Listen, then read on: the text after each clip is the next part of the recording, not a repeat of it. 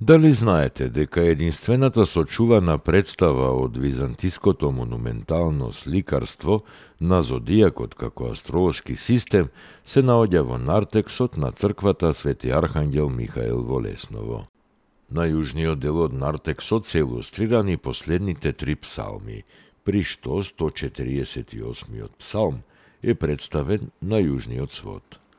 Во темето на сводот е прикажан Господ Исус Христос, во двослоен медаљон како седи на херовими и благословува со десната рака, додека во левата држи затворен свиток. Од двете страни на медаљонот се насликани символични представи на сонцето и месечината, на небесните небеса, планетите, облаците, градот и снегот, како и знаците на зодијакот. Помеѓу символите на сонцето и небото насликани се зодијачките знаци на овенот и бикот, представени до појасно како ги држат своите астролошки знаци, и ракот кој со краци го држи својот знак. Под нив е персонифициран приказот на планетата Јупитер, замислена како двопојасна женска фигура, сместена во неправилна рамка со соодветниот знак во рацете.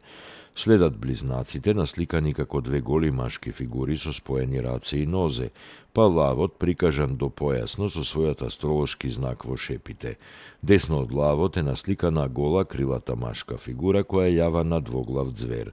Оваа фигура од претходните истражувачи била идентификувана како астролошкиот знак Стрелец. Во најдолниот појас се наоѓаат 3 планети – Марс, Меркур и Венера, сите представени како допојасни фигури со крилја.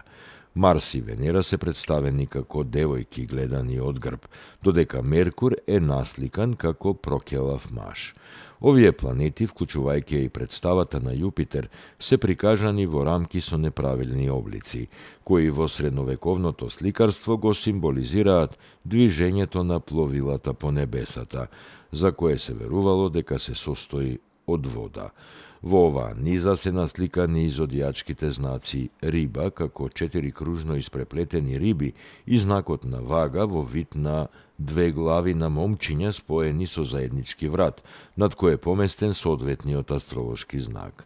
Сите зодијачки знаци, како и планетите, се проследени со соодветни надписи, насликани како ги држат своите астролошки символи во рацете.